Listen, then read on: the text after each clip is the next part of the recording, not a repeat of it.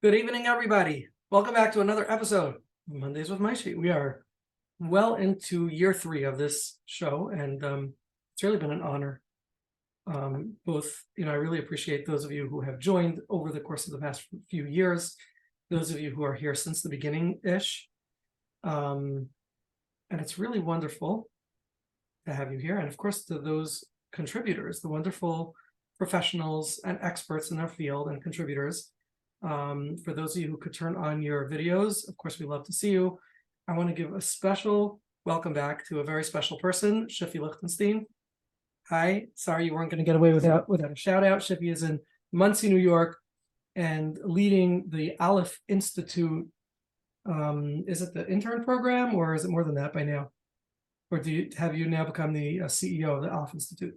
Where are we at? Oh, it's still the internship program, Aleph Angel internship program. Aleph Angel internship program, which is, I think, a national, right? Yes. National. Sometimes international, actually. How do you like that? Okay, Yeah. So hi, Shafi, and thanks for coming back. Tonight, you're going to learn from our featured guest, Elyan Rosenbaum, who, by the way, is a licensed mental health counselor, or what we call in New Jersey, a licensed PC. And Elyan is in Passaic, New Jersey. And I apologize, Elyan, for the mistake on the flyer. It said you're a licensed clinical social worker, and that is a colossal error, because I'm sure there's many people who have not signed on now because you're an LCSW, because it said you're an LCSW and you're actually an LMHC. So I hope those will realize the mistake and come flocking back. So thank you for those of you who turn on your videos. Of course, those who can, we'd love to have them on, and we'd love this to be a very interactive show, as it usually is. Tonight's discussion is the process of internal family systems, or IFS in therapy. IFS is definitely a crowd favorite, a professional favorite, a therapist favorite for some reason, which we're going to find out about tonight. I do have to say that the last person, I believe, who spoke about IFS on our program was none other than Dr. Richard Dick Schwartz. So you have big shoes to fill, and hopefully you'll be able to teach us something about IFS, internal family systems, that Dick Schwartz doesn't know about. So we can send him the recording. So thank you, Elyan, for joining tonight. And for having me. Yeah. Okay. That is quite the shoes to fill. And I don't pretend to know more than Dick himself. I'm just here to share what I've learned from him. If that's okay. Yeah, that's wonderful. And again, you're gonna have to share a little bit tonight about why IFS has become so beloved. Like sometimes when I follow, some of the chats, the professional chats or email groups that I'm on, it almost feels like it's a culture, to some degree. And I can't remember right now because it's been a couple of years, but I'm pretty sure I asked Dick Schwartz about that at the time, and maybe I'll go back to the old recording and find out what he said. But I think I asked a little bit more diplomatically, and asked him why people seem to love it so much. And I go always with my hypothesis that people love it so much because they love Dick Schwartz so much. So when you kind of can touch the person who's the creator, and he's just such a human, and so humble and so human, you can sell the Brooklyn Bridge, like we say here in New York. So from Lakewood, New Jersey, it's Maishi Norman with Elyan Rosenbaum and all you guys. Elyan, tell us a little bit about where you come from. How did you enter this field? What drove you here? What's some of your training, and what drew you or pulled you to IFS to the degree that you've become so acclaimed and so fascinated and expert at it? Thanks. What drew me to the field? I guess you can say this is a second career for me. I was a stay-at-home mom for many, many years. I had an undergrad in psychology, and I always wanted to become a therapist. I just didn't realize I can do it with a master's. So I went back to school and started working in the field. Shortly after I graduated, I trained in EMDR, which was so major for me, really a game changer in a lot of ways. And I tried using it in the clinic where I was working at the time. And for some clients, it was amazing. It worked beautifully. It was very helpful. And other clients, they kept on getting stuck. And what I didn't know at the time was that their protectors were coming up and stopping the process of the reprocessing of the trauma. And so I guess organically, I started using parts work on my own, and sort of figuring out what's going on for them. And then I don't remember who it was actually. I think it was a friend of mine who's a therapist, said I should look at IFS and see if it resonates with me. And I don't know if you know, but to get into the training through the IFS Institute, you have to have a lot of mazel. Because it's a lottery system. There's hundreds of clinicians trying to get into all the trainings, and there's Sabbath-friendly ones every so often. And being Shomer Shabbos Jew, I needed to get into that one. And so I knew it was going to be a while until I won the lottery. So I got myself an IFS therapist because I learn experientially. And I wanted to see what it was all about while I'm waiting to get into the training. And that was really quite helpful for me, because once I started the training, after months and months of my own IFS therapy, I didn't have the same questions as a lot of other people coming into the training, because I had experienced it firsthand. And I get to steal little bits from her to use with my own clients. Right? So that was the way I came to IFS. I'd actually love to do a study on that. How many people have learned more experientially from their therapists and the way their therapists conduct therapy than they have from their supervisors or trainings? I'd love to hear just anecdotal feedback for those of you who would share. Like, do you actually sort of introject, or, I guess introject would be the right word, parts of your work from I have to be so careful when I use the word parts tonight. Okay. That's right. Okay, so if anybody has feedback on that, I'd love to hear it. You can share it in the chat box. Yeah.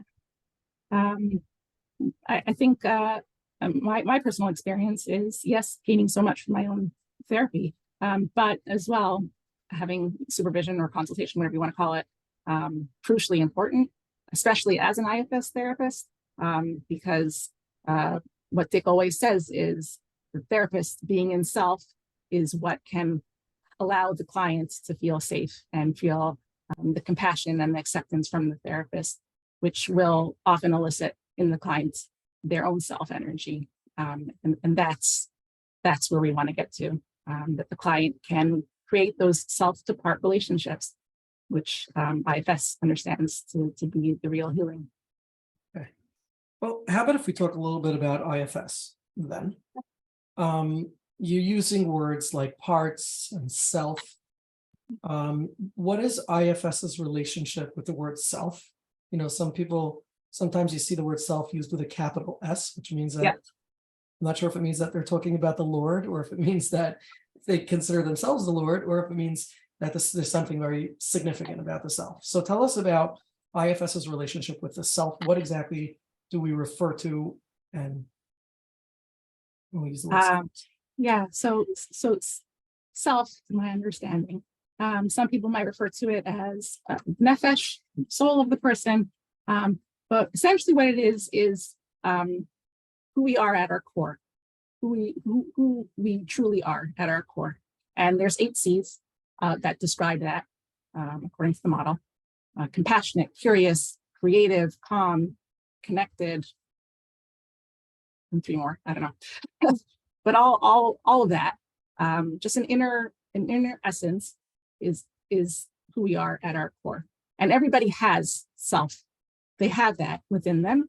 And it's a matter of tapping into it, and being able to lead with it instead of being blended with your parts, or having your parts kind of take over and do the leading.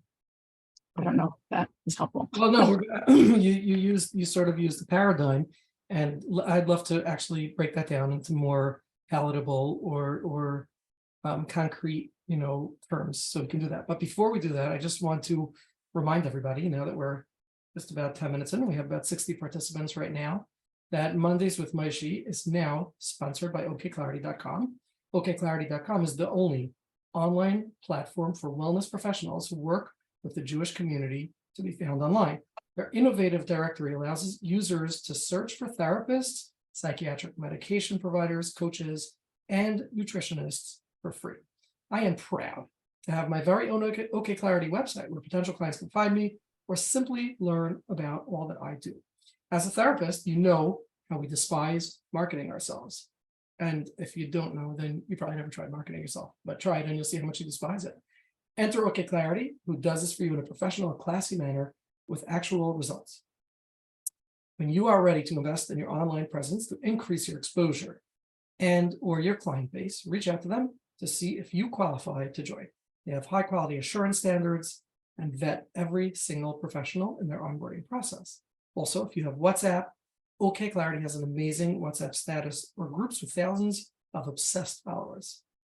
Their WhatsApp is a free way to improve your mental health, find some great content to share with your clients, and they post great humor, so you'll laugh too. If you have WhatsApp, shoot them a message at 917-426-1495. Again, that's 917-426-1495. Great place. So let's talk about blending. So in the IFS world, there's this concept called blended with your parts. Help, what does that mean? Okay, so essentially, we have 3 different types of parts, right? We have ourself, which is at the core. That's not a part. That's who you are. And then there's 3 different types of parts. Two of them trying to either prevent or manage and sort of exist in the world, but preventing or avoiding feeling emotional wounding, right? Or pain, right? And so those are the managers. And then we have the firefighters, which are reactive. So the managers are proactive to prevent you from feeling any wounding, any emotional wounding. And the firefighters are reactive because the emotional wounding will surface. We're triggered all the time, right? And then those firefighters will step in to numb, to suppress, to just distract you, get you away from that wounding. And the wounding is called the exiles. That's essentially trauma, or the parts of us that were shamed or carry all the heavy negative emotions, grief and loss and shame and guilt and Can you all of tell me those. why those called exiles? What does that mean? So the reason they're called exiles, what I understand, is that we don't want to experience that. We don't want to be reminded of it. We don't want it to exist within us. And so what we will do to protect ourselves from it is we'll exile it. We'll send it away, bury it deep down underneath everything, so that it can't be accessed, right? So that's where I think the word exile stems from. Okay. Yeah. And so the managers, that name also is kind of simplistic, but it's understandably, we're managing. We're trying to cope and be in the world, that apparently normal part, right? We're trying to cope or be a productive person in society despite all the pain that I may have experienced and suppressed. Those are the managers. And then the firefighters are So the ones. the managers kind of coping mechanisms that we use in order to survive. So are the firefighters. They're both coping mechanisms. So what's the difference between managers and firefighters? So the managers are proactive and the firefighters are reactive. Okay. Managers are going to say, I'm never going to let that happen, or never going to let you go there, and try and keep you busy and distracted and avoiding. And firefighters will put out the fire when it's there, right? So could both firefighters and managers be maladaptive? Yeah. I mean, obviously they're adaptive in not feeling the pain. Yeah, exactly. They all have good intentions. Yes, they all have good intentions. And they both also create maladaptive functioning. They can appear to be maladaptive. Yeah, that's correct. Yeah. So neither one. So they're both good, but neither one is necessarily helpful in daily living, only in coping. Well, I mean, it could be helpful. if instead of drowning in my pain, I'm avoiding it or Yeah, numbing it. I'm saying that they're not necessarily helping us. If avoidance is something that's impairing my daily functioning, my manager is not necessarily helping. It's actually compelling the avoidance. Yeah, could be. And it could be also that it doesn't get in the way. It could be that you have a very productive manager that keeps you focused. Again, in coping mechanisms, managers could be overproducers, right? So that we manage by not feeling shame. That's right. That's right. Got it. Yeah. Okay. So we have. So again, when we're blended, let's just go back to blending for a minute. Sure. The blending is which part? So the blending is I'm either blended with one of those three. I'm either blended with my manager, a manager, or a firefighter, or I'm in the exile. Like I'm kind of really re-experiencing my so trauma. what would it mean to be blended with a firefighter or blended with an exile with a manager? So blended with a manager can look like the workaholic, the procrastinator. So in other words, when the manager or the firefighter is prevailing, that's called blended with it. That means I'm blended with it. I'm blended with it because I am not in self. I'm blended with it because it's going to be this or nothing. Like I'm in it, right? A firefighter is, can be more, stereotypical, maladaptive sort of, right? Like, so self-harm, any addiction, eating disorder, even suicidal ideation, right? Those are all firefighters, and they tend to get a very bad rap. But once we understand what they're trying to accomplish for us, we can build that understanding and that compassion, and then we can offer them if they're trusting, we built that trust with them, we can offer them the potential to heal whatever it is they're trying to protect from, so they no longer have to do it in that way. I got it. So and why are they called firefighters? So a fire shoots up, and the firefighter is going to take it out. It's the same sort of very simplistic, but it's the same idea. The exile shot up, so the firefighter is going to get there to take it out. Okay.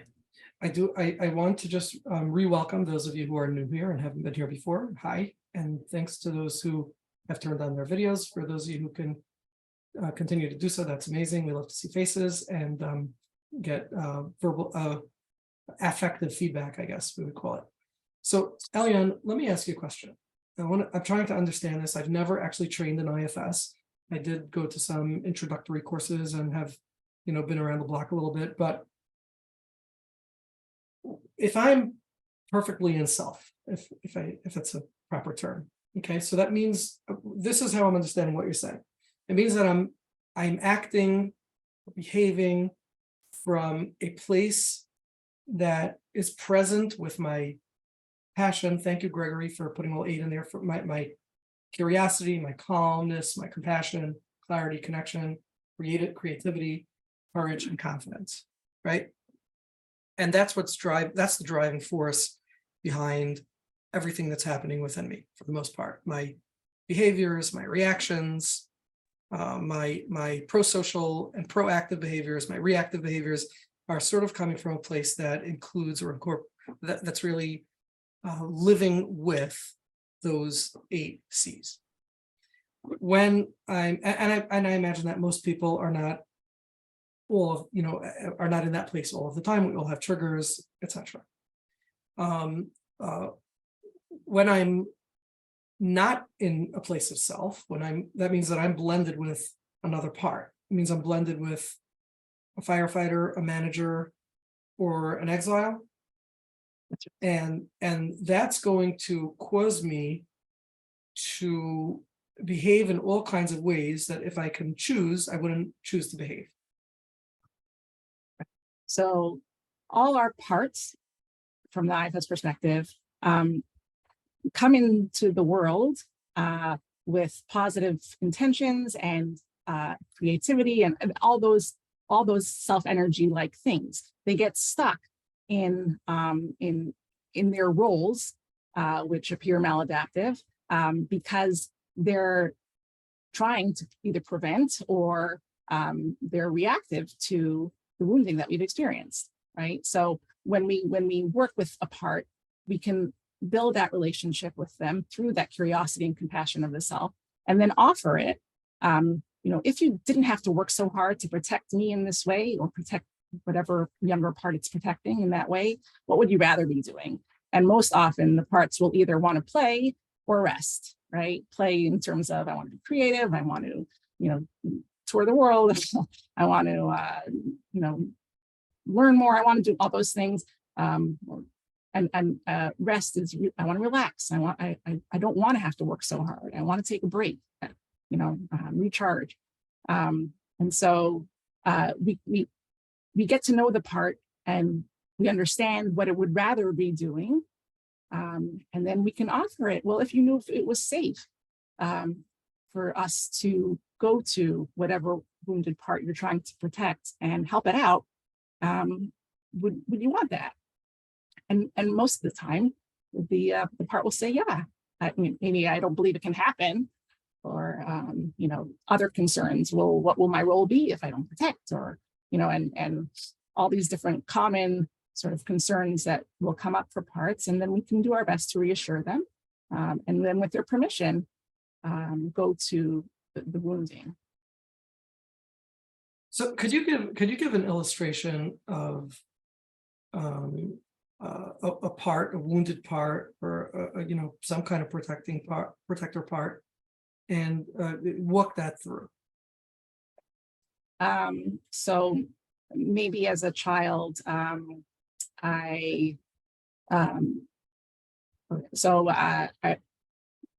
use an example of somebody shared with me. She was 4 years old, and her parents were fighting, and it got very, very heated. And she was standing in the kitchen, and her parents are at it, and then she feels, for whatever reason, they're fighting about her. It's her fault. She's the problem. It's for some reason it's her doing, and she carries a lot of shame around that, right? Okay, so then that exile is created, and now when people argue around her, it's triggered.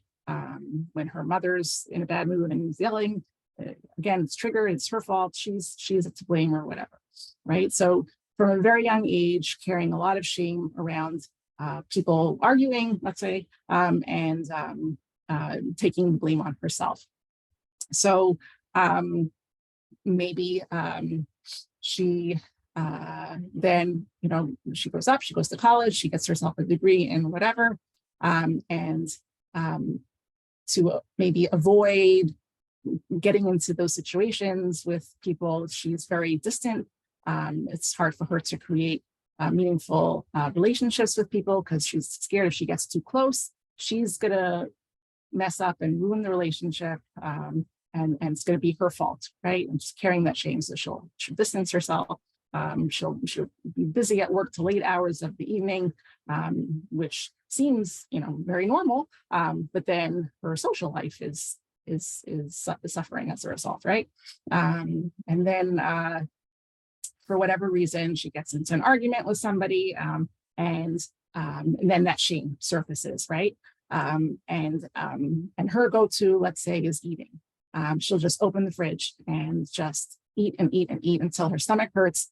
That binge eating, because that's a way maybe to punish her for being so shameful. And if she can punish herself, like, this is all unconscious, right? But if she can punish herself through this way, then she can correct it for herself. And so she has all these different parts that are present. One to prevent her from feeling the shame, one to suppress the shame when it pops up for her. And I mean, it could be all different types of behaviors or parts that show up. It's just an example, right? And so instead of shaming her for having those behaviors, we can ask her to begin to get curious about it. And we can ask her, which feels most present right now? Which one would you like to begin with? Knowing we'll get to both the workaholism and the binge eating, let's say, right? And so she'll say, I don't know, I want to work with the binging because that was really getting in my way. You know, I hate myself for it. And what's amazing about parts is that they actually, so they have these wonderful intentions. They're trying to protect us from whatever exiling or whatever wounding has happened. But what's so fascinating to me is that they often cause the very thing that they're trying to protect us from. So here she's binge eating to prevent feeling that shame, to numb that shame. But in the meantime, she's shamed about the binge eating, right? So, I'm just curious, would you explore that with her? Would you point out that that conflict? So as the IFS therapist, I would help her to get there on her own. Mm-hmm. I'm not necessarily pointing that out to her, but we can work with her actual parts, and they're going to share with her. They're going to share with her everything, because I certainly don't know that, right? And so there's different ways to utilize IFS. I guess the traditional or easiest way is if the client has enough, or even like some self-energy, insight work works really well for a lot of people, where it's like, I'm asking you to go inward and focus in on that part. People experience parts very differently. I'm very visual, so I actually like see parts, like as little cartoon characters. Some people just get a sense of it in or around their body. Some people see colors, or some people will hear things, whatever it is. But we can go to that part and try and sum up that self-energy. So then I'll ask her, how are you feeling towards that part as you're noticing it there in your stomach or whatever?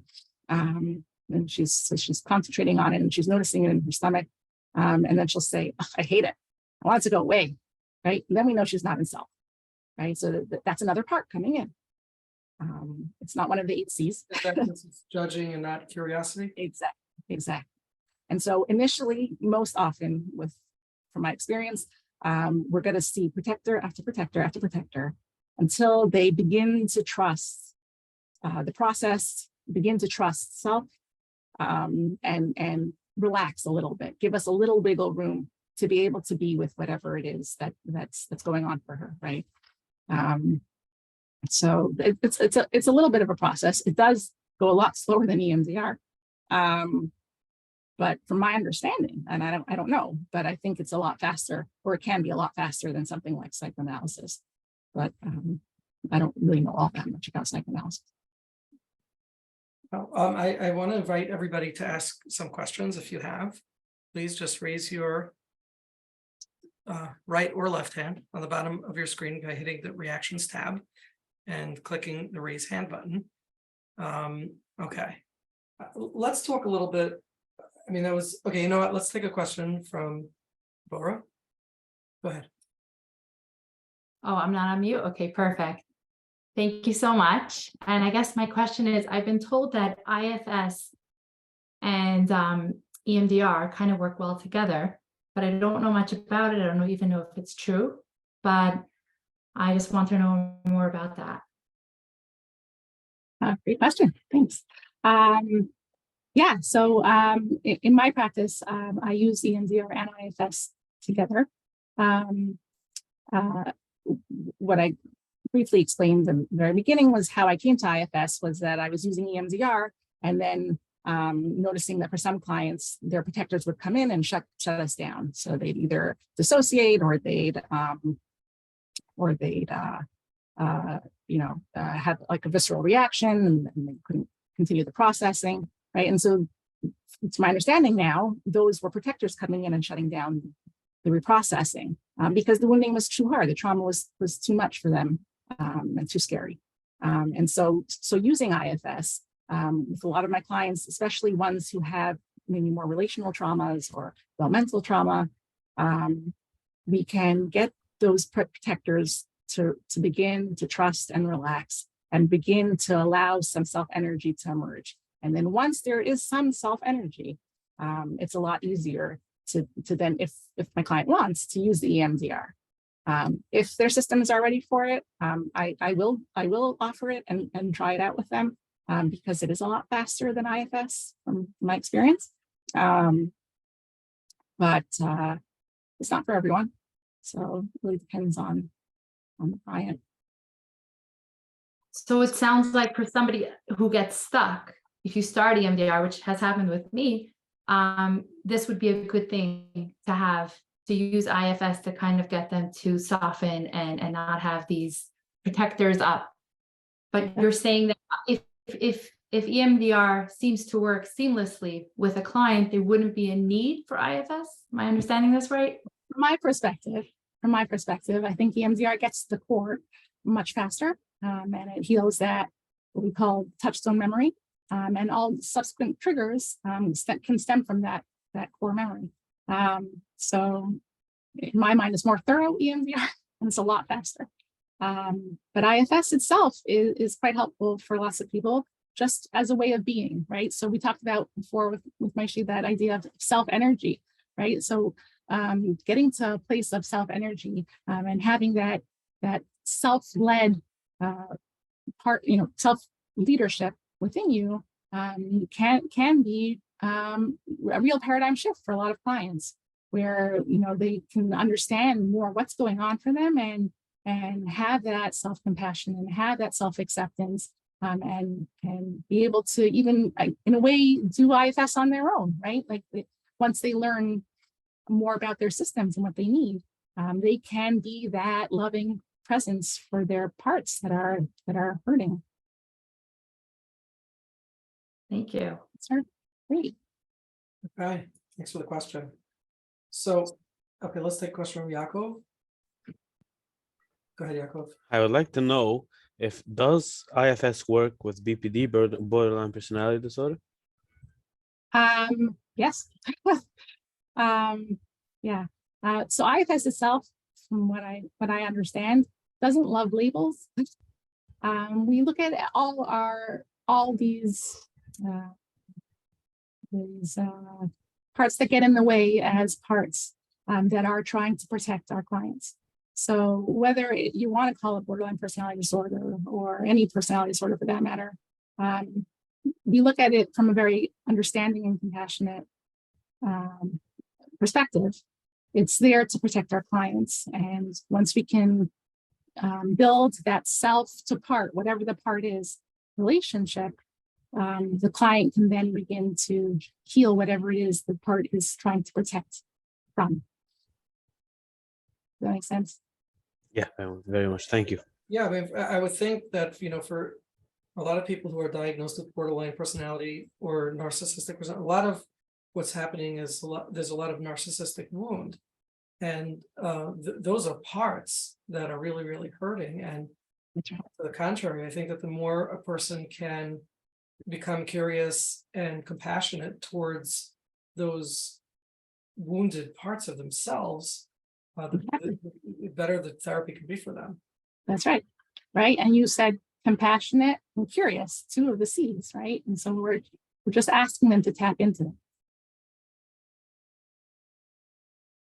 it. I'm listening to this, and besides the lingo, obviously there seems to be so much similarity between this and typical psychodynamic or psychoanalytic psychotherapy. I'm not talking about psychoanalysis where there's all the free association stuff and dreams and things like that, but just more psychoanalytic or psychodynamic psychotherapy, where what we're essentially looking to do, in my mind, for those of you who joined my lunch break program, and for those of you who haven't, please do, and we'll put together another course. But in my mind, there's this three circles. Okay, there's 1, 2, and 3. The idea of psychotherapy is really to get a person to self-acceptance, and the way that we get people to self-acceptance is, basically through creating self-compassion and self-awareness. So I need to be aware of what's happening to myself, and I need to start to understand why it's happening to me or why I'm behaving in the way that I am. And that generates self-compassion. And with all of that together, once my self-awareness, I develop compassion towards it, I become accepting of myself. And I believe, again, without going into this at length, we do this more in the lunch break program, but I believe that those those two variables, create the self-acceptance. And when a person accepts themselves, or their self, I should say, organically, most of the challenges that they have will either go away, or they'll just be accepting of them. And then, they'll paradoxically probably go away, but they'll at least be accepting of them and not so hard and, steeped in self-loathing. The sense that I get is that a lot of what you're doing is to become curious about the self, is to sort of shift from becoming judgmental, angry, upset, frustrated, or really the key word here is ashamed of the parts of self that seem to be malfunctioning, and instead becoming curious and making sense of them. That's right. It almost seems identical. What's Almost, except you didn't mention what happens then, what do we do with the wounding, right? So IFS, yes, we ask the clients to become curious, to bring that self-energy that will elicit that self-compassion. And then what? We still have that wounding. So IFS offers unburdening, which is, from what I gather, that corrective experience, right? The unburdening allows the client to go to the exile, to do a redo, right? To go back into that memory and be with that younger wounded part in the way somebody needed her to be with her then.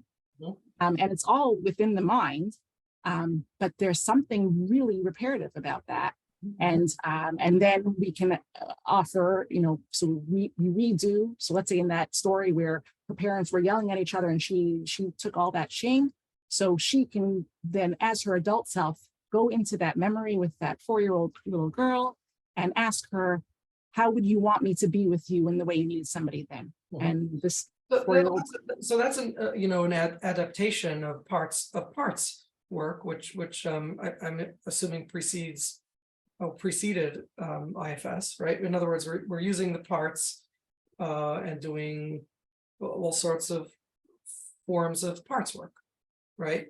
And I think that I'm wondering, again, I don't profess to be an expert in psychodynamic or psychoanalytic work, but my understanding is that, number one, psychodynamic work will incorporate parts when we get up to a person's parts. And also, what I'm wondering is, and I'm curious to hear your thoughts on this, there's a relational piece here. We know that one of the key factors, if not the primary factor in the success of psychotherapy, is the relationship between therapist and client. And in psychodynamic work, the way we see that is that the therapist is providing a different response to the client than what they were accustomed to or used to in the past. So if like, I was giving you the example before the show, if I had a client who was always nudgy and annoying and repetitive, and one of those people that everybody tries to avoid because of their behaviors, and the therapist instead embraces that client, that's going to induce at some point a sense of acceptance of the self that the therapist is inducing vis-a-vis the therapist's acceptance of the client. Yes. Right. So go ahead. Yeah. So in IFS language, all we're saying is the therapist being in self elicits the client's self energy. So so tell us a little bit about the therapist being in self. I didn't get that part. Yeah. So actually, when you had Dick Schwartz on the show, I got to ask him that very question. I said, what is the relationship, the value of the relationship in the therapy of IFS? And he explained that originally, when he discovered IFS and made that this huge insight, he was so relieved, I guess, to not have to have that onus of I'm the one who has to repair, because there's self energy and the self can do the healing for the client. I just have to let it be, right? But then as he worked with more traumatic cases, clients with developmental or complex relational trauma, he came to recognize that their self energy is blocked with various parts that needed to protect in that way for survival, literally, right? And so he needed to find a way then to help the client's self emerge from behind all those parts. And so the degree to which he can be in self as the therapist will help the client to feel safe, to feel the compassion, to feel the curiosity and the connectedness, to allow their self to begin to emerge. So it's just what you said before. It's just in different language, really. It's Yeah, and again, I always, claim that the people ask me like, what do I do in therapy? Especially the younger students that I supervise or the newer clinicians. What do I do? What am I supposed to do in therapy? And large part of the answer is you should be managing your own reactions and curious about your own reactions, because the work of the therapist is to be able to stay collected, to be able to stay curious, to be able to stay open, and by doing so, the client will change. Yeah, So that's right. that's what I'm just, I want to try to again put that into less abstract terms and make it feel more real. So if the therapist is in self and not reacting through a part of themselves, right? Then that is the goal, right? Because we're building that self to part relationship, not part to part relationship. That's going to be disastrous. Right? So back to my client who's annoying. If I'm going to feel annoyed by this client and not give that some attention, immediately give that some attention, I'm going to react by dismissing or avoiding the client. The client is going to somehow infer from me that I am avoiding them. And then they're going to create a reenactment, which means whatever they've done in the past when people avoided them or dismissed them, which might be, in many cases to shut down, or in many other cases to try harder and become more annoying, right? So they perpetuate that reenactment, and the therapist fell right into the trap of reenacting that behavior, which will disable healing. Of course, these are ruptures that can be repaired, right? So that's what I imagine you're describing, and not being the self. The more I get into my own self, I can stay curious about why I'm having this reaction, what this means to me that someone's annoying me. Maybe if I want to go deeper, who it reminds me of, or when it's happened in the past, or if this happened to me too much in the past, and I'm having a visceral reaction to it, and kind of get a grip of myself and say, this isn't the past. It's almost like going through the therapy process as in your own mind. And you can, when a part shows up for you as the therapist in session, maybe I am starting to get a little bit annoyed, right? I can, in my mind, I don't have to let my client know what's going on for me, but I can speak to that part and say, I hear you, I see you, validate it, show that compassion to it, and let it know you're going to come back to it after the session, right? Like, let it know it can relax, just let yourself be in the leadership right now, and you're going to come back to it. You're going to tend to your own part. And that is why an IFS therapist needs IFS therapy themselves or constant consultation. Because whenever I come to my consultant with my cases and I'm like, I'm feeling stuck or I'm feeling whatever, and then I'm not, whatever, she'll always reflect it back on me. So what's going on? What's going on inside of you? What parts of you are reacting right now, right? And I have to do that work. I have to do that healing work with my parts so that they don't show up in our future sessions. So here's another question. One of the things that I mentioned earlier, in my sort of self-diagram of psychodynamic work or healing, is the idea of self-compassion and self-awareness bringing to self-acceptance.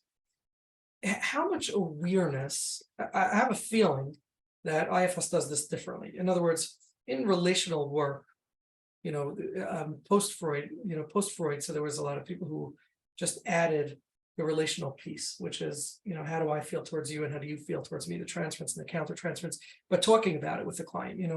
I noticed that sometimes I experience a certain reaction from you, which makes me wonder about how others feel. Do they also feel that? So if I were to be working with an annoying client, again, somebody who seems objectively annoying, not just annoying to me, I probably would share with them. Obviously, timing is of essence when we do this work. But at some point, I would share with them in good faith and in proper, sensitive words that they annoy me on some level, and wonder about that. Wonder what it is that compels them to do certain annoying behaviors. Of course, using curiosity and not judgment, and not making them feel badly for it, even though sometimes it might anyway. does IFS ever point out these pieces of awareness to the client? Or are they less interpretive and more client focused, and like you were saying earlier, have the client discover everything by themselves? So I can only speak from my experience, and that is mostly that the client will do the searching and the leading in the session, right? But as the therapist, I am also a parts detector. And so if a client is coming in and raging about something, and so then I can say, I can ask, is that this part that we've met before, or do you think it's a different part, right? And then we can go inward and check and see what's going on, right? So I can, and then when a client says, you know, I really want to do this, but I hate that, and no. So a part of you feels that, and a part of you feels that. Which part should we start with? Knowing we'll get to both, right? So I'm doing the detective work of and putting that language in presenting it to my client, and then my client can choose, you know, where to go with it. So if it's annoying, well, is there a certain annoying behavior that the person's doing? And I can inquire, wondering, you know, what that part is, how that part is trying to help you. And so it's not coming from. Suppose the client doesn't identify themselves as being annoying. That's the question. Like in a lot of the work I would do, we would I'd share it with the client. Obviously, it'd have to be in a good centered place or place of, you know, self to be able to do that properly. But I would share with the client this information because it's something that ultimately they have to examine and bring some compassion towards, but also recognize that it's happening so that they can become curious.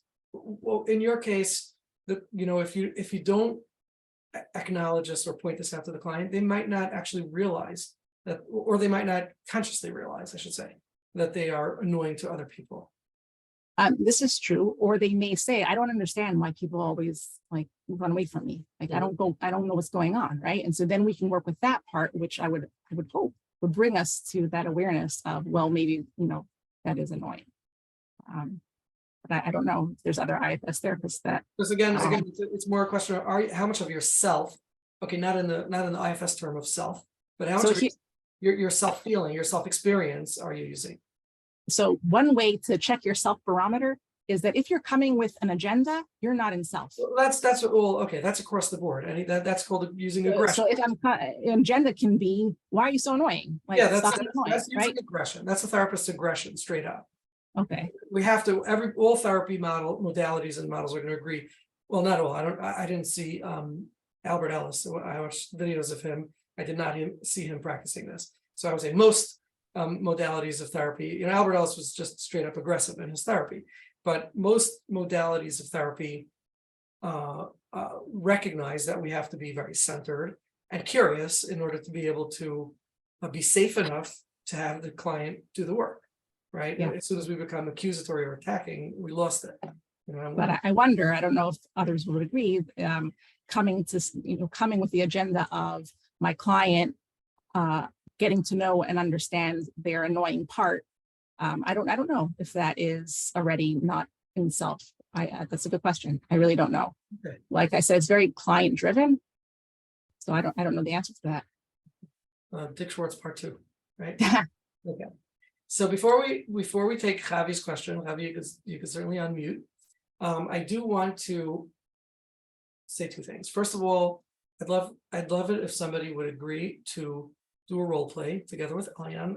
I asked Elyan before, and she was agreeable to do a role play. So if we want some demonstration of what an IFS session or part of a session, there I go with the word part again, right? Part of a session looks like, please, one of you with your videos on, or maybe someone turn on your video, raise your hand or give a thumbs up, and we'd love to do a demo. If you don't, I'm going to volunteer somebody. So, okay. So, and the second thing is, I also want to just mention that tomorrow at 1:45 Eastern time, for those of you who are watching live and for those of you who watch tomorrow. So on Tuesday, on May 30th at 1:45 Eastern time, for those of you in Israel and London and Europe and all of those who are interested and those in the United States who couldn't make it, I am doing a replay or rerun of my Making Your Bashar or Making Your Soulmate course for training for therapists and college teachers or whoever else, this pertains to. It's an overview of what my newlywed course for newlyweds is. It's different than any other course that newlyweds have ever attended or engaged couples have ever attended, in that it's not a didactic informational course where I'm teaching you, if you do this, you'll have a happy marriage. And if you do that, you'll have a happy marriage. It's completely different. It is an experiential workshop where couples will be getting vulnerable with each other and sharing information with each other, sharing their anxieties, sharing their hopes, sharing their dreams and their wishes, different than any other thing you've ever seen before. And for those of you who are interested in learning about it, so tomorrow for about an hour or so, I'm going to be representing it for those of you who haven't seen it yet. So it's probably a really worthwhile view, and I think it will be a tremendous service to the community at large, especially the newlywed community who we are targeting. Okay, Javi, go ahead. Okay, just a quick question, Elyan. First of all, thank you for a wonderful presentation. Just a question: is there an unlimited amount of parts that someone can have? So Introducing another part is like might it get confusing if there's so many parts? How many parts on average? yeah, it's an excellent question. And I just started with the clients, and at the end of her session, she said that exact thing. I have so many parts, when it feels so chaotic, so many parts, right? I think we can state that we have a finite amount of parts. I think if I am 41 years old, that means I've lived for 41 years. That means most likely, if I have wounding from my childhood, that could be, maybe, I don't know, maybe 20 different exiles, let's say, for example, right? And then I have different managers and firefighters that will manage those.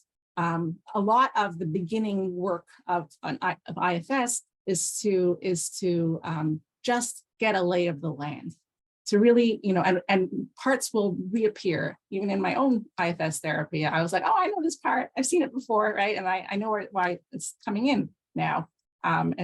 So it's learning, meeting a bunch of protectors, and understanding each of their roles. There is a finite amount. It can seem originally like, wow, there's just so many. But those protectors, how many we each have, serve the purpose at one point and continue to try and protect us in that way. And as we do the healing, they can begin to shift and relax.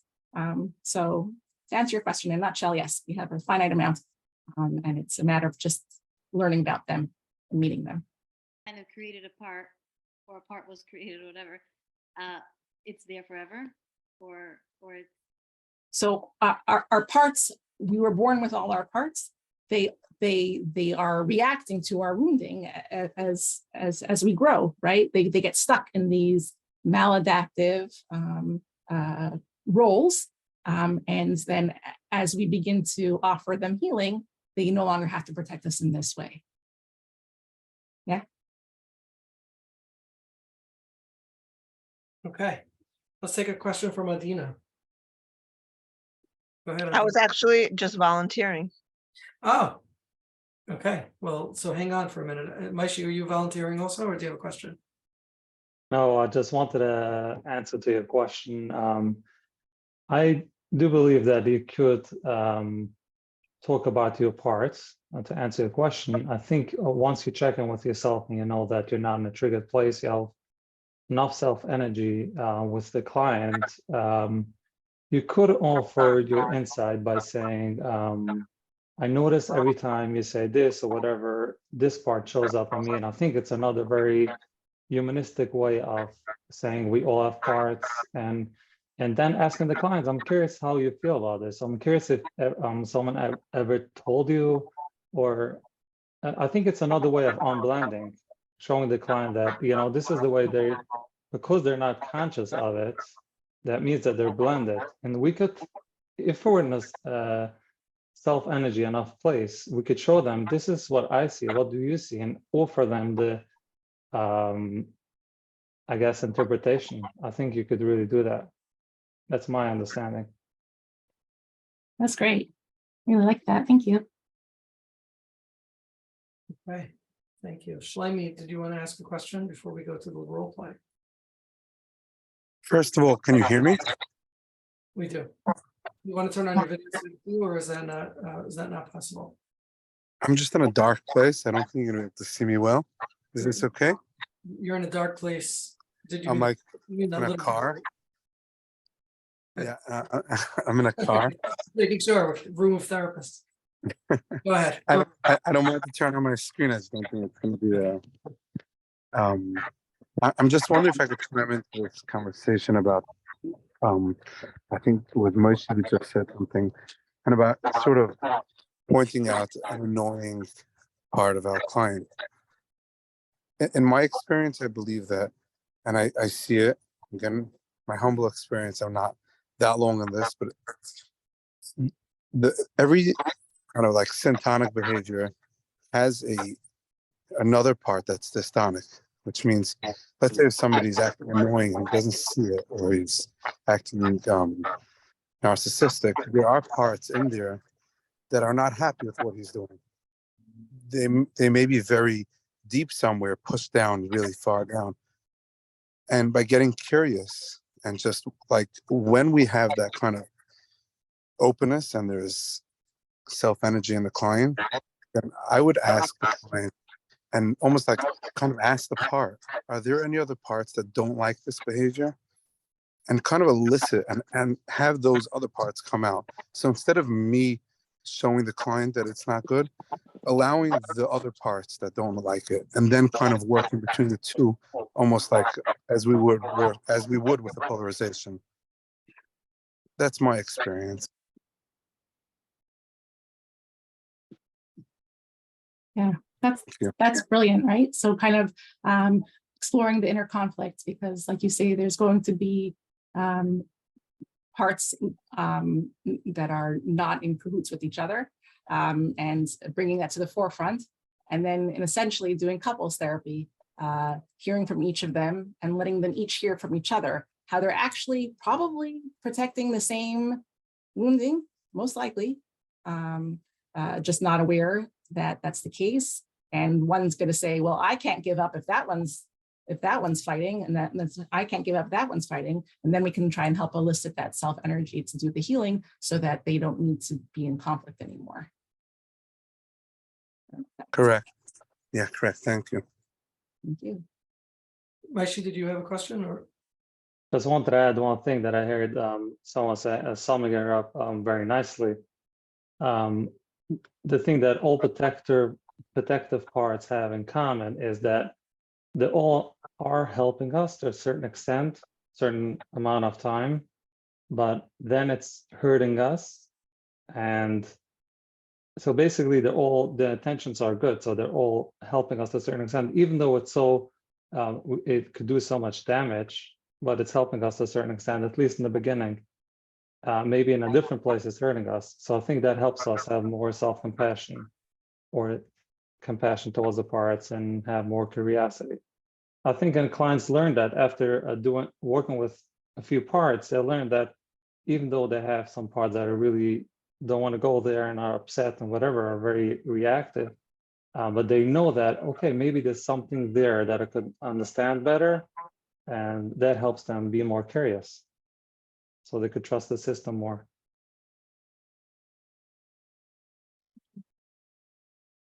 Okay, I think we're ready for Adina. Is Adina ready for Adina? Yeah, that's a good question. Is Elyan ready for Adina? Sure. Yeah. Hi, how are you? Hi, Adina. Do you want other people to shut off their videos? I don't care. I don't really Yeah. care. Okay, great. Have you ever done anything like IFS before? I did. I took a class with Bonnie Weiss. Okay, sure. So I did that. And then maybe like I think there was a one-day class. I forgot her name, in Lakewood. She came in and did like a one-day class on IFS. Was it somebody Ermin? Yes, Ermin. Great. Okay. So I'm a little familiar. I don't know too much about like the firefighters and the. Yeah. So So, so you've had these different introductions to IFS, but ever actually going inward yourself, or not yet? Yeah, it was experiential, so I was able to go inward with Bonnie. Amazing. So It's you very want that- good. Are you open to trying that now? Yeah, sure. Okay. So if it feels right, to kind of take a deep breath and just settle in to yourself. And as you're going inward, see who's present, who might want some of your attention right now.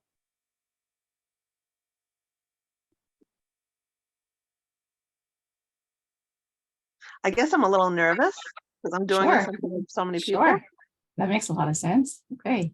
And so where are you sensing that nervousness, in or I'm around just your feeling body? my heart rate has increased.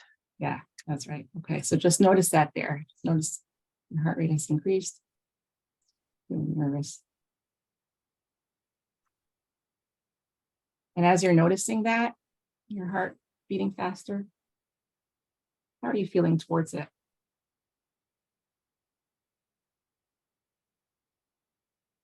It's slowing down now. I guess I was feeling compassion. Great. So whichever way it can receive it, extend that compassion. And how's it receiving that compassion from you? Good. It's slowing down and it feels at ease. Nice. Great. So as you're continuing to extend that compassion to it, reminded that you're not it, you're the one who listens. And see if it can share with you what it wants you to know.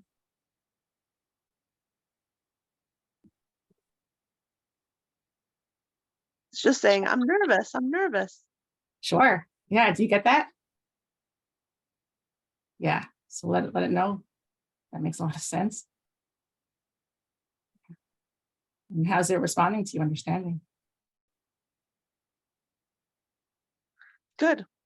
Yeah, that's great. Ask it if there's anything it needs from you. Yeah. No, it's fine. Yeah. Okay. All right. Wow. So I wanted to delve into something. I noticed that when I'm with clients, that I'm always anxious and I'm always like, what do I have to do next? What do I have to say next? What do I, like I'm always like nervous. That it should come out naturally, but at the same time I'm like on edge and nervous. Mm. So I don't think people are picking up on that. But at the same time, you're, as a therapist, an external regulator. So, so there's a lot of like that consciousness of, am I doing the right thing? Am I saying the right thing? And so I want to like delve into that. Sure, sure. Before we do that, just check and see, does anyone have any objections to that? Any concerns about us going to that one? You disappeared. So sorry, another phone call came in. No problem. Just check and see, does anyone have any concerns before we go to the one who's anxious? And anyone have any concerns about that or objections to that? Anyone having concerns about the anxiousness? About going to get to know the anxious one. Oh.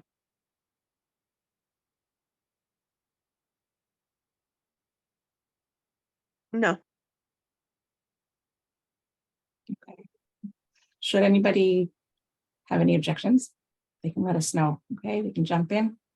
All parts welcome.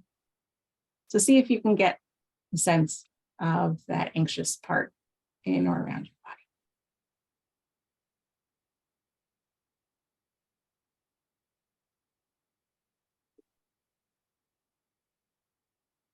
Where are you sensing that one? In my chest. curious, does it feel like it's the same part as the nervous one, or is it different? Hmm. No, it feels different. Okay.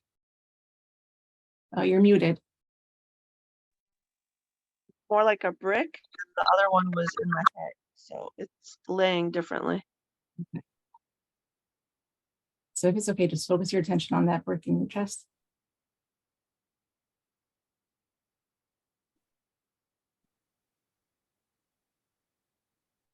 As you're noticing it there, how are you feeling towards that one? Just feels like a lump of a brick, like just heavy. Feels heavy. Hmm. Yeah. How are you feeling towards that heaviness? Like I'm carrying it around and it's too heavy. Yeah. So a part of you kind of saying, this is too much. Yeah. Yeah. Yeah. Does that make sense to you? The part will come in and say that. Yes. Yeah. So let the part know that you get it. It's heavy. It is heavy. And ask it. The answer can be no. But would it be willing to give us a little space? So maybe we can help that heavy brick. The answer can be no. Yes. Okay, great. So thank it. Now focusing your attention back on the heavy brick. How are you feeling towards it now? Are you open to getting to know it? Sure. Yeah. Just do me a favor, check your heart, see if it feels open.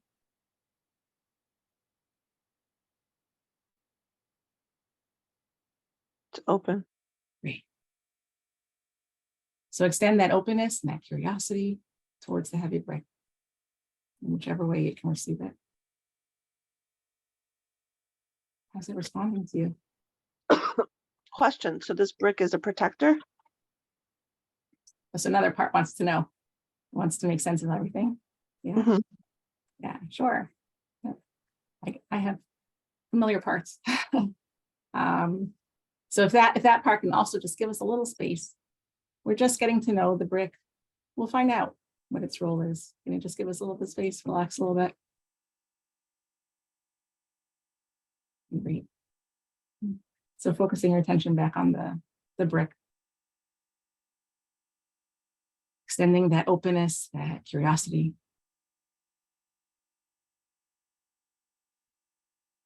How's the brick responding to you?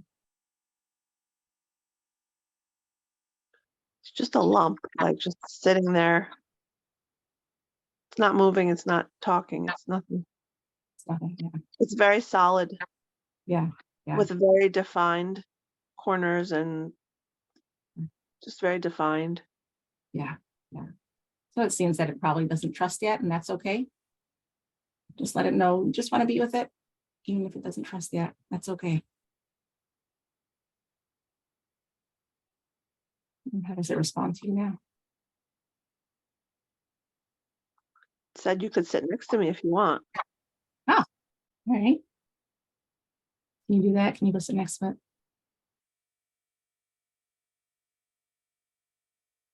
Yeah. It's not ready to let me in, but it's letting me just sit next to it. Awesome. That's great. That's great. Yeah. So let it know we're going to respect it. We're not going to push it to share anything it's not wanting to share yet. Just remind it that you're not it, you're the one who listens. And knowing that we're going to have to close up in a few minutes, just ask it if is there anything that it needs from you right now. I just see I don't know. Maybe I see myself, maybe a younger person, a younger self with arms closed and saying, no, nothing. Okay. So the brick is showing you a memory. Yeah.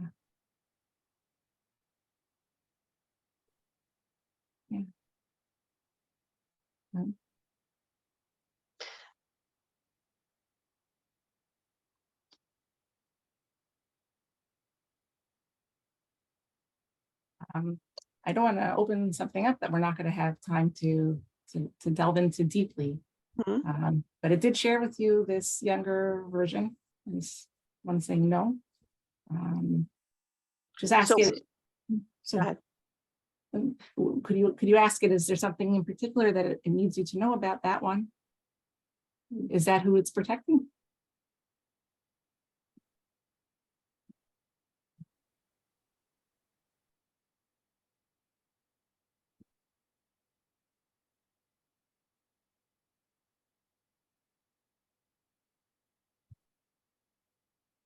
No, it's just giving me the silent treatment. So, just check and see, is there anything that the brick needs from you now before we close?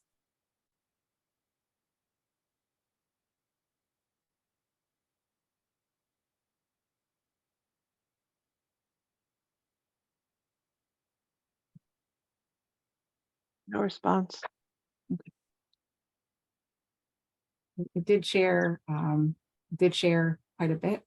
And so it's important to think it. And I wonder, I don't know, but maybe we can revisit it and see what else it needs to share with you when it's ready. And how about that nervous one that we started with? How's that one doing in your No, heart? I feel very calm right now. I feel very at peace and calm. Okay, great. So thank that one as well for giving us space and doing this work today. And when you feel ready to come back to the room. So I have a question. Was that child, was that the exile? We don't know. We don't know. We had less than 15 minutes to do that. But the fact that it was willing to share even that was really, very vulnerable of it.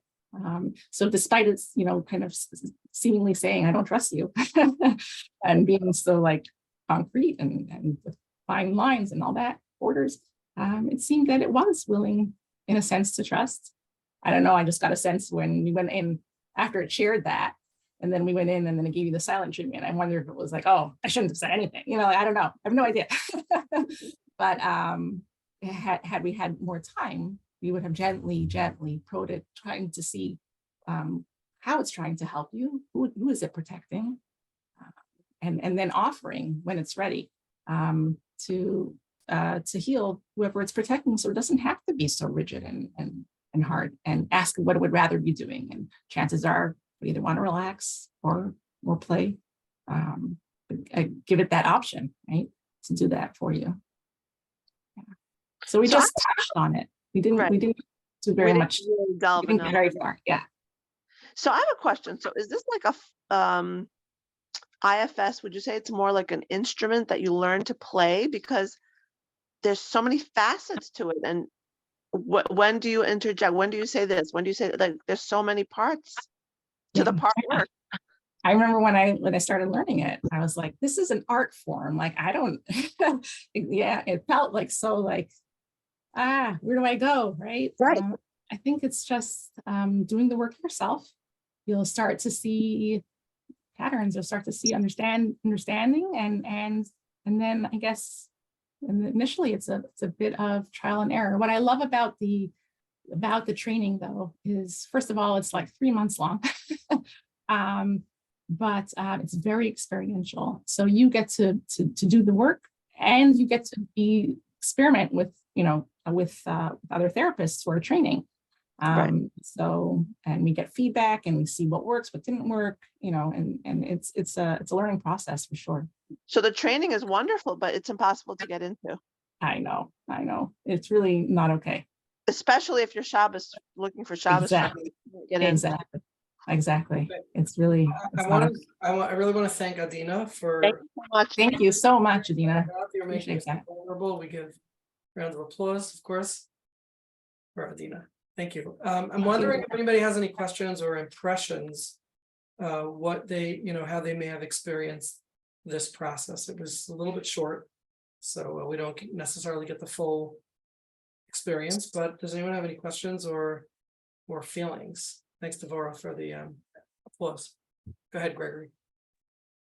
This is an impression. I'm Gregory. Hi, Elyan. I just wanted to say I really appreciated. For me, there was a moment that was so dramatic when moving from exploring theory to shifting into the mini session of experiencing you moving into really the container or the openness of holding the space and being available to the self energy. That it was, from my experience, it was pretty dramatic. It was very distinctive, and it was beautiful to see. It was like a shift from this theoretic, more of a conversation about, that's taking place here in terms of understanding, and then all of a sudden dropping into the heart and just opening your arms and holding this really loving, nourishing place, and then modeling the qualities, the 8 C's, leading with curiosity and inviting an open exploration. Just an acknowledgement of the beauty of that. Thank you. Thank you so much. Appreciate that. Thank you, Greg. Okay, Shoshana. Hi, thank you so much for your presentation. I've had a bit of exposure, something like Maishi is describing, trainings here and there. I think maybe it's a question on all modalities, but just curious, like I know it seems like very technical. There's a lot of things to like remember the way to the inexperienced IFS therapist.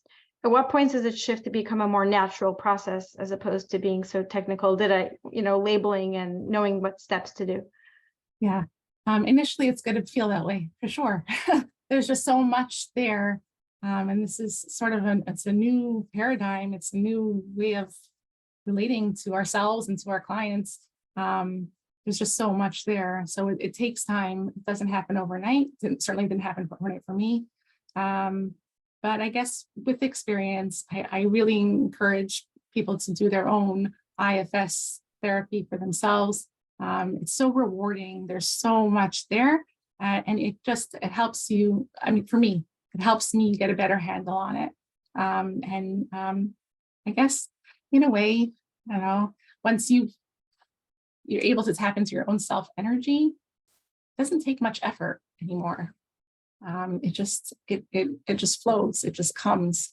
You're not working with an agenda. I need to fix it. I need to get to the unburdening. I need to do this. Like it's none of that anymore. We're literally just focusing on building that self-to-part relationship, either initially with the clients, the therapist's self to the client's parts, and eventually getting the client's self to their own parts.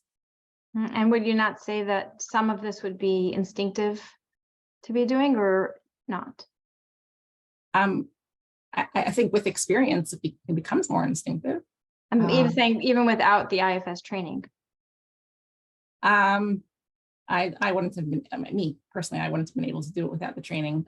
Like I said initially when we started the presentation, like I was doing parts work on my own for a little bit, but I didn't have like any concrete way of maneuvering. It was just kind of like floppy all over the place. I think IFS for me gave me what Maishi was saying, that like structure, that this is how we can build that curiosity, that compassion, that understanding, and that self-to-part relationship. Thank you so much. Okay, any other questions or impressions from the role play? Questions on the model? Questions for Elyan, about Elyan? Where does she practice? Because she's been encouraging IFS therapy for the therapists. Picking up on that hint there. So anyone near Passaic, New Jersey is welcome to give a call, reach out. Okay, Bina, go ahead. Okay, so Elyan, what age, firstly, where do you practice? Do you practice only locally, and do you supervise people who use IFS, or do you recommend that people use IFS for themselves. I'm just curious, like how much of something is it that everyone should do IFS therapy? You're saying that because you're using it, or because you find it like a very helpful modality for a person's own self-growth and discovery? And also, is it something you'd use with children? I mean, great questions. Thank you. I can only speak from my own experience. For me, it is life-changing in a way that I wouldn't have necessarily come to on my own. So do I recommend it? Yes. Does everyone have to do it? No. It You helps us. recommend it for someone who's not becoming an IFS therapist, just in the therapy fields regardless? You find it to be a more powerful tool than other supervision that you've done in the past? Or So for me, this is my experience. It creates this inner harmony, this inner balance and peace of mind that I personally wouldn't have come to on my own. So whether it's for everybody, I'm sure there isn't any modality that's for everybody. But can someone benefit from it? I would think so. I would think anyone can benefit from it. So and are you seeing clients? At the moment, I'm both. And I am licensed in New York and in New Jersey. I would encourage you to also to watch Dick Schwartz's episode on Mondays with Moshe. He really personified in his whole being. He personified IFS. And I'm trying to recall, Elyan, do you remember if he did a demonstration? I think he did something. He did Possibly. something. I think he did a Possibly. demonstration. Very, very powerful. And I think we had others who did IFS. Maybe it was it Ricky Bernstein? Was she an IFS person, or Trisha Tia? One of them did actual IFS. Did do a demo. Who did? He did do a demo with someone who had a fear of heights. I think it was Faggy Weinstein. Okay, thanks for that. So Dick did a demo, so it's probably worth it to watch. He really personifies it. Okay, Maish, last chance, last shot here. I just want to say that I think the beauty of IFS is that they really encourage everyone to tap into their own self and their own stuff, and to really get in touch with themselves. And the healthier a person is, the more the work we do on ourselves, the healthier we are in session. And the beauty of it is that, of course, there's a set of skills, but the good news is, the easy part of IFS is that you just have to show up. And the more you show up, the healthier you show up, and you don't have to do anything, the more curious you could be about your clients, and the more the client could be curious about themselves. And that itself is very healing. I think that's really synonymous with good therapy, and most modalities, most therapies agree that it's really the therapist. You know, somebody actually just asked me this question today. He saw the flyer that we're doing IFS tonight, and he said, I've been in therapy for many years. You know, I like my therapist. Do you think I should? He says he knows a little bit of IFS. Do you think I should switch to a strictly IFS therapist? And I said, my response to that is that you just want to be by the best therapist. You know, that's really the real answer, because the best therapist is going to be employing most of the technique that most therapies unanimously agree on, and it's these nuances and changes and different ways of packaging or representing, you know, that do make certain nuanced differences. But I think most of us get to the same place, you know, at some point, and we're really employing the skills of self that makes us good therapists. I 100% agree. I just think that IFS has a very nice way of doing it, because a lot of people take them years, and IFS has a lot of compassion. Absolutely. Yeah. Okay, well, I want to thank Elyan for giving up her time and Thank you. Thanks so much. giving over time. And for those of you who want to reach out, I'm sure she's accessible online, right? You probably have some kind of online profiling. Everyone is pretty much accessible these days. So Elyan, thank you for presenting and teaching us about IFS and bringing your love and passion to it, and wherever you show up. Your love and passion towards IFS is evident. And thank you, everybody, for joining us again. I'd love to